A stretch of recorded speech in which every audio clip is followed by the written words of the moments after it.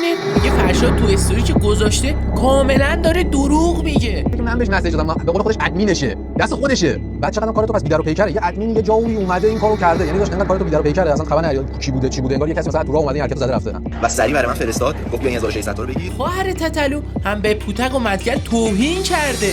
چالش نیست. حالا این دفعه می‌خواستم اگه پایه باشین نظرتون رو راجع چند تا رپر بپرسم، شما دونه نظرتون رو با هم بگید. باشه. اولیش هم که مدگله. میگی چرا؟ تا آخر ویدیو با ما همراه باش.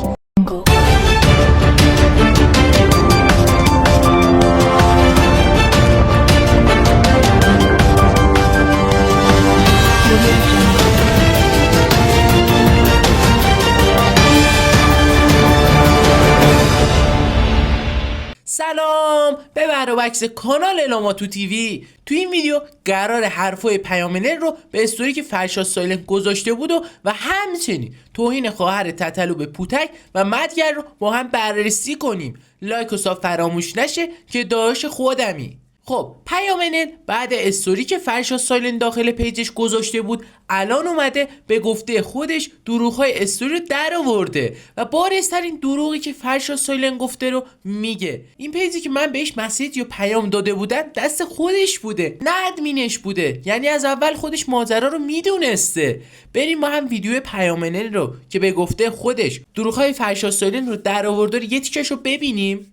دروغ دوم همونطور که دیدیم بس تو ویدیو قبلی که من گذاشتم دیدین که من بهتون نشون دادم این پیج کلا دست خودش هم بوده و دست خودش هم هست. به همین راحتی بچه وارد پیج من میشید، میرید تو قسمت فالوینگا و همینطوری یکی یکی ببینید. یه ذره بزنم عقب، یه زومی بکنم. این گوشه تصویر نگاه کن. این آرم کدوم پیجه؟ این آرم همون پیجه که من بهش مسیج دادم، به قول خودش ادمینشه، دست خودشه. بعد چقدر کارتو پس بیدار و پیکره. یه ادمین یه جایی اومده این کارو کرده، یعنی داشت انقدر کارتو بیدار و پیکره اصلا خبر نداره چی بوده انگار یه کسی مثلا تو راه اومده این حرکت زده رفته. و سری برای من فرستاد گفت بیا 1600 تا رو بگیر و برای فلانی تبلیغ.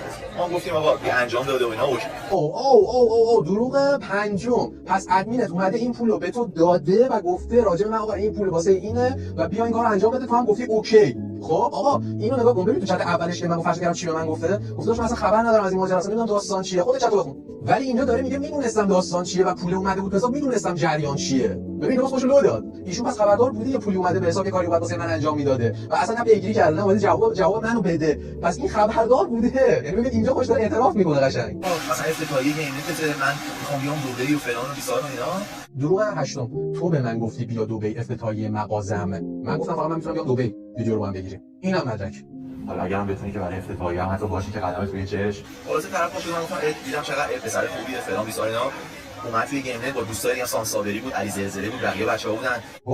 واسه من آروم شدم. دروغ نهم. تو اصلا منو معرفی نکردی به کسی. تو خودت تو گیمنت داشتی راه میرفتی، بعد اونها اومده بودن گیمنتت. من خودم اونجا سلام علیک کردم چون اونها رو میشناختم. با اونها آشنا شد، رفت و آمد کرد. دروغ دهم. اینجا داره میگه رفت و آمد کردی با رفیقای من. ببین بچه‌ها من صبح شب تو گیمنت الاف بودم. بعد شب اینا خودشون برنامه داشتن. بعد شب که شد دیگه می‌خواستم برم برنامه‌شون، دیگه تو تعارف اینا بچه‌ها علیزاده و سامساری من گفتم آقا بعد شما میای و اینا که منم رفتم. مگر این نبود که فرشاد بگه پیام بیا بریم اینجا و فلان و اینا. خلاصه یعنی طرف من تو خونه زندگی من نمیدونم اینقدر پسر خوبی به جای اینکه یه ویدیوی 10 15 ثانیه‌ای براش رکورد کنم وسط ویدیو بگم. واسه داره من آروم شدم دوباره. دروغ 11ام. طرف اومد تو خونه زندگی من وقتی دیدم چقدر بچه خوبیه اومدم باهاش ویدیو گرفتم. اینجا داره اینو میگه دیگه. من دیدم اونجا چقدر بچه خوبیه اومدم باهاش ویدیو گرفتم. فرشاد قبل از اینکه منو ببینه قرارمون این بود که ویدیو بگیره. الان داره یه جوری میگه که انگار من رفتم اونجا بعد مثلا گفته آها چه پسر خوبیه بیا با هم ویدیو بگیریم. داداش تو خودت اومدی به من گفتی بیا ویدیو بگیریم به خاطر اینکه منو خیلی الاف کردی. اینم چتش.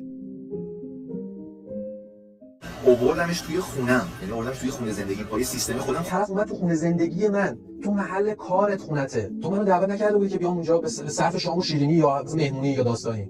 خیلی از آدما محل کارشون خونه‌شونه. تو فکر کن یه آرایشگری که تو خونه مثلا مو میزنه، مشترینا تو خونه موشو میزنه. بعد به زور روز آخری رفتیم خونت، ویدیو رو گرفتیم، سرم انداختم پای رفتم تو اتاق، ویدیو رو گرفتیم، سرم انداختم رفتم بیرون. نه لیوان آبی اونجا خوردن، نه نمکی با هم داریم، نه منو دعوت کردی خونت. اونجا محل کارت بود، ما یه قرار کاری داشتیم. خب دوستان، خواهر امیر تتلو توی مسابقه خیابونی صحبت‌های جنجالی میکنه و غیر مستقیم به مدگل توهین میکنه و میگه مردم تو کامنت ها بنویسین که مدگل چیه، یعنی با اونی که مردم تو کامنت ها میگه موافقه و بعدش میگیره روی پوریا پوتک و میگه پوتک و این سوسول بازی رو اصلا نمیشناسم. بریم با هم ویدیوشو ببینیم.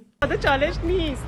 حالا این دفعه می‌خواستم اگه پایه باشین نظرتون رو راجع چند تا رپر بپرسم، شما دونه نظرتون رو با هم بگید. باشه. اولیش هم که مدگله. خب مدگر که شما توی کامنت ها جواب بدین. شما نمی‌شناسین؟ دیگه نمیشناسم. خب رضا پیشرو، رضا که عشقه. سهراب ام جی. سهراب که اصلا کار بلده، واقعا عالیه. آره. خب پوریا پوترک آخریش. خب اونم که نمیشناسم. آقا من کارم ملکیه، شما چه سوال سوسولی میپرسید؟ خب راجع به ملک میپرسم. بذارید گرونترین ملکی که شما معامله کردین چقدر بوده پولش؟ یه ملک 80 میلیاردی فروختم. 80 میلیارد. بله. ویلا بوده؟ یه ویلا. کمیسیون خودتون جسارتاً چقدر بوده؟ این دیگه سکرته. اگه میتونی دفعه بعد خفتم کنی بپرس کمیسیونم چقدر بوده. کمیسیونشو؟ نه کمیسیونم. من خودم حساب میکنم.